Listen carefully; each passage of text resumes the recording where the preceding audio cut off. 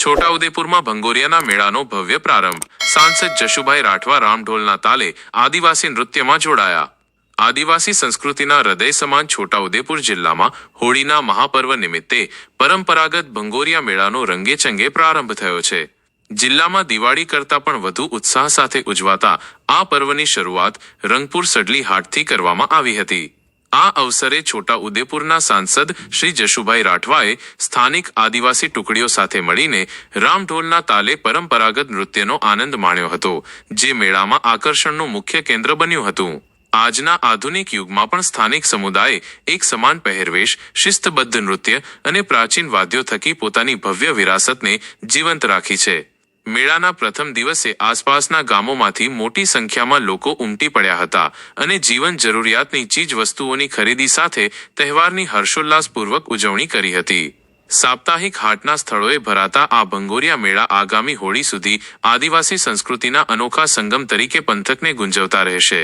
આ પ્રસંગે સાંસદ જશુભાઈ રાઠવાએ જણાવ્યું હતું, હોળી એટલે આદિવાસીઓનો મુખ્ય તહેવાર।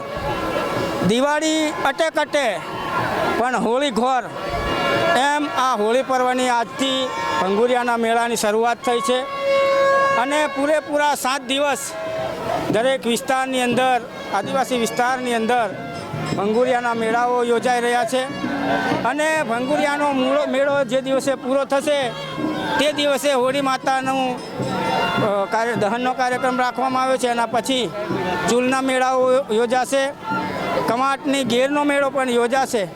આમ આ છેલ્લા 15 દિવસ આદિવાસીઓ માટે મુખ્ય તહેવાર। આદિવાસી દુનિયાના કોઈ પણ ખૂણામાં ગયો હોય પણ એ હોળીને તહેવાર મનાવવા માટે પોતાના વિસ્તારમાં આવી જાય છે અને હોળીની અંદર એ પોતે ધામધૂમથી પૂરેપૂરા સપ્તાહ અને પખવાડિયું મનાવી રહ્યો છે। ત્યારે આ હોળી પર્વની સમગ્ર દેશવાસીઓને હું ખૂબ ખૂબ શુભેચ્છા પાઠવું છું।